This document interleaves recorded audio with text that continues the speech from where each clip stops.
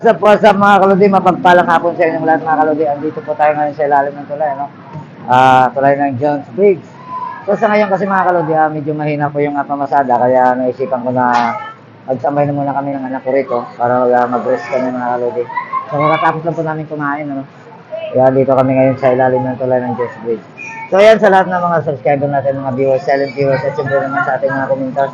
Maraming salamat sa inyo mga kalodi sa mga walang sawang pagsuporta. So, tara na po nga Lodi. Samahan niyo po ako sa aking exploration ngayong araw dito sa ilalim ng tulay ng James Bridge. So, tara na. Let's go.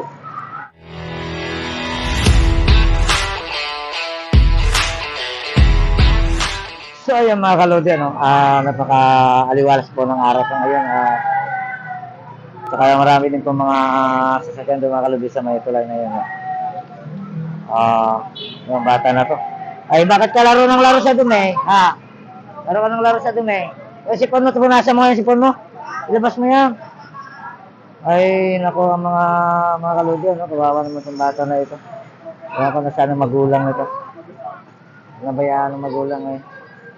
Mga kaludi, oh, yung birds. Ano kayang karga niya, mga kaludi, no? Yun po yung Jones Bridge, mga kaludi. Diyan po tayo lagi nakatambay pag sa gabi, no? Diyan po tayo namamasyal.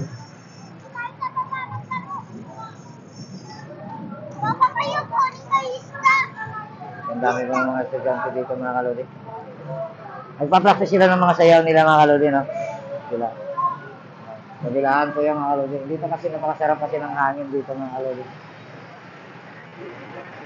Marami doon nakaparking ng mga sasakyan. Yan. Nakailira lahat yung mga kalodi na sa maayos yung mga parking nila. Siyempre naman, di mawala yung atin dyan. Nandyan din. Nabilang na rin yung mga kalodi. So ngayon kasi mga kalodi, medyo ngayon na naman yung pasahero. Sabi ko saan mapapunta mga sa ng tulay. At ay magpapahinga dahil mapangin-hangin tayo doon. Napakasarap ng hangin doon mga kalodi. No? Kaya pumunta na kami dito. Diyan po mga kalodi na area na yun. Ay, diyan po yung DAR, immigration, and Ramuros. Yan po yung mga kalodi sa kabila. Mga kalodi, update ko lang sa inyo. No? Nagsayaw kasi sila mga kalodi. Napractice sila mga estudyante rito. Kaya dito tayo tambay. Nakahangin kasi dito.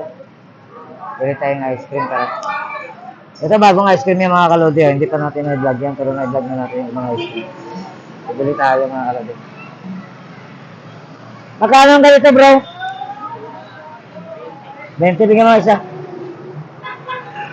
Elmer ice cream yan mga kalodi. Oh. 20 lang mga kalodi. Makakamura lang po. Set out din pala sa Balbon na ice cream, no? Sa may-ari. Siyempre sa Sebastian din na ice cream. Set out din sa may-ari. Saka sa Elmer ice cream, no? Mura lang mga kalodi, no?